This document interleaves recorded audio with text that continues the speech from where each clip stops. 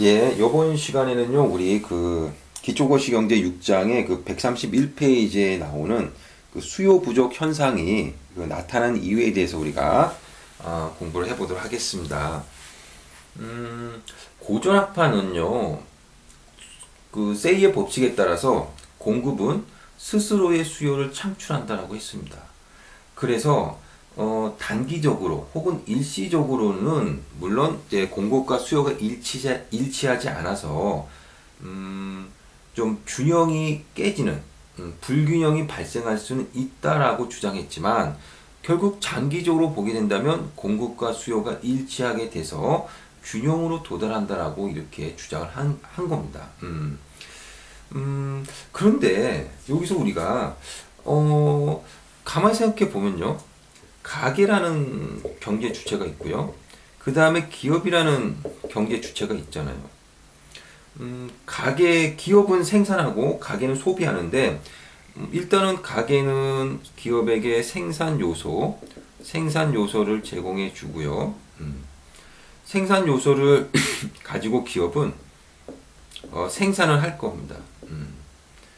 생산하는 과정에서 가게는 생산 요소를 제공해 준 대가로서 기업으로부터 소득을 얻게 되죠. 이렇게 얻은 소득을 가지고 기업이 생산한 물건을 사게 되는 겁니다.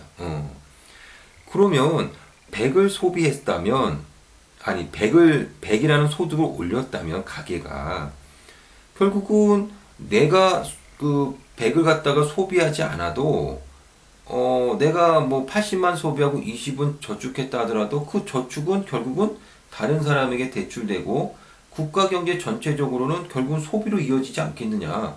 그래서 결국 국가 경제 전체적으로는 결국은 100이라는 소비가 이어질 것이다. 라고 이렇게 본 겁니다. 그러면 결국은 가게하고 기업은 소득과 소비가 같아지니까 균형이 지속돼야 되는데 왜 불균형이 나오느냐라는 거죠. 그거에 대한 어떤 생각은 바로 이런 겁니다. 자, 가게가 소득이 100이 났지만 모든 걸 다 쓰지 않고 일부는 저축하죠. 저축. 금융시장에 가가지고 저축을 하게 됩니다. 이것을 갖다 우리는 이제 그 누출이라고 합니다. 누출. 왜냐면 이제 나간 거니까 그런 거죠. 자, 그래서 이렇게 저축한 돈을 갖다가 기업들에게 대출해 줘가지고 이 돈을 갖다가 기업들이 모두 다 투자한다면 역시 균형이 발생하겠죠. 그래서 이거 갖다 우리는 투자를 하는 것 갖다 우리는 다시 주입이라고 합니다. 그 어떤 경제에 나갔던 돈이 다시 국가 경제에 들어오니까 주입이라고 하는 거죠. 근데 문제는 저축과 투자가 일치한다면 그 균형이 발생하겠지만 이 저축과 투자가 일치하지 않는다 뭐 이런 얘기입니다. 그러니까 뭐 쉽게 말하면 투자는 뭐 80밖에 안 되는데 저축은 100이다. 그럼 저축이 더 많잖아요. 예. 그러면은 이게 이제 그 투자가 제대로 이루어지지 않으니까 바로 불균형이 발생했다. 즉 경기가 불황이다. 이렇게 보는 거죠. 그러면 왜 투자보다 저축이 많을까? 왜 투자를 잘 안 하는 걸까? 그러면 우리가 국가 경제 전체적으로 보면 투자를 늘리기 위해서 이자율을 낮추면 되지 않겠느냐? 그러면 결국은 투자가 증가하지 않겠느냐? 이자율을 낮추게 된다면 아무래도 금리가 싸지니까 투자는 증가하겠죠? 그 다음에 저축은 이자율이 낮아지니까 이자율이 낮아졌네? 저축해봤자 뭐 이자도 많이 못 받네? 그럼 저축은 떨어지겠죠. 그러면 저축은 떨어지고 투자가 올라가니까 결국은 또 같아질 거 아니냐. 그래서 뭐 이자율을 갖다가 잘 관리를 한다면 결국은 균형으로 돌아가지 않겠느냐 이렇게 또 생각할 수가 있겠죠. 근데 이제 케인즈 같은 경우는 물론 그럴 수 있는데 뭐 이자율이라고 하는 것이 아니 투자라고 하는 것이 반드시 이자율에 의해서만 움직이는 건 아니다라는 거죠. 뭐 예를 들어 가지고요. 이자율이 낮아졌지만 전반적으로 주변 상황 뭐 예를 들어서 세계 경기가 안 좋아지고 있다든가 뭐 그 다음에 정치적인 리스크가 있다든가 뭐 이런 상황이 된다면 금리가 낮아져도 투자를 안 할 수도 있다는 겁니다.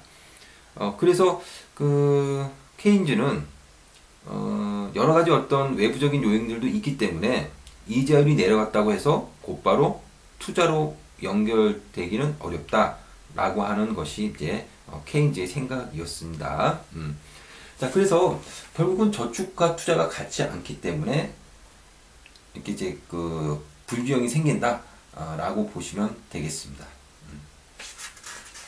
그런 내용들이 이제 132페이지, 133페이지에 나오는 그런 내용들이고요. 그 다음에 우리가 이제 137페이지 승수효과에 대해서 한번 보도록 하겠습니다. 승수효과.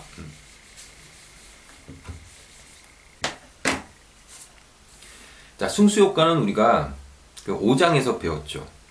그래서 우리가 그 정리를 해보면 정부 지출 승수에는요, 정부 지출 승수는 1-B분의 1입니다. 투자 지출 승수는 정부 지출 승수하고 똑같습니다. 그 다음에 이제 조세 승수라고 하는 것이 있는데, 요거는 -1 B분의 B라고 이렇게 씁니다. 그 다음에 이제 균형 재정 승수라는 게 있습니다. 요거는 1이죠. 1. 자, 그래서 우리가 이것을 갖다가 앞에서 공부해 봤고요. 그래서 이거에 대한 어떤 문제들이 좀 나오고 있습니다. 그래서 138페이지 보시게 되면 한 중간쯤부터 뭐 이런 문제들이 좀 나오고 있는데 그걸 갖다가 같이 한번 우리가 풀어보도록 할게요. 그 뭐 138페이지 보시면 한 뭐 9번째 줄 정도 보면 그 정부 지출을 증가시키는 방법이 나옵니다. 경기가 불황이라고 한다면 정부 지출을 갖다가 증가시켜 가지고 우리가 경기 불황을 갖다 좀 해소할 수 있는 그랬을 때 얼마나 정부 지출을 증가시켜야 되느냐라는 그런 내용들이 나옵니다.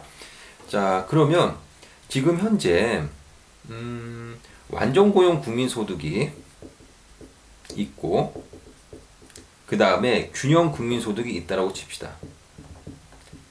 그랬는데 지금 균형 국민소득보다 완전고용 국민소득이 크다라고 합니다. 지금 현재 얼마 정도 크냐? 뭐 예를 들어서 이런 뭐 균형 국민소득은 뭐 1조인데 완전 고용 국민소득은 뭐 1조 뭐 2천억 정도 된다라고 한다면 균형보다 완전 고용이 더 큰 거잖아요. 그죠? 그러면 이때는 바로 불황인 거잖아요. 앞에서 제가 설명드렸듯이 얼마 정도가 불균형이냐? 바로 2천억 정도가 불균형이 생겼다라는 겁니다. 그러면 국민소득을 2천억을 갖다가 좀 더 늘리기 위해선 정부 지출을 얼마로 늘려야 되느냐라는 겁니다. 자, 그래서 국민소득을 2천억 더 늘리기 위해서는 정부 지출을 얼마로 늘려야 되느냐, 요거 가지고 계산하면 되는 거죠. 만약에 한계 소비 성향이 0.6이라고 한다면 1-0.6분의 1은 요거를 갖다가 우리가 계산하게 되면요, 이게 얼마가 나오냐면 이게 얼마가 나오냐면 0.4분의 1이 나오고요. 그 다음에 요거는 2.5가 나오게 됩니다. 2.5. 그래서 그 정부 지출 승수가 2.5가 나온다는 거고요.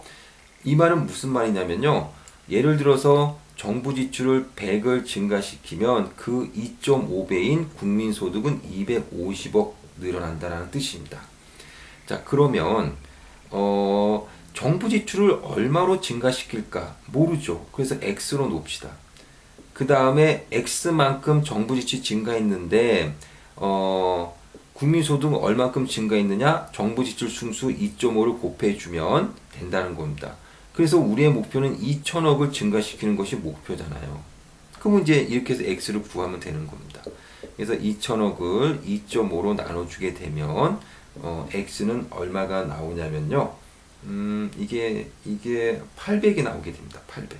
그래서 정부 지출 승수에 의해서는 2천억을 국민소득 증가시키려면 정부 지출을 800억을 늘리면 된다라고 보시면 되겠습니다.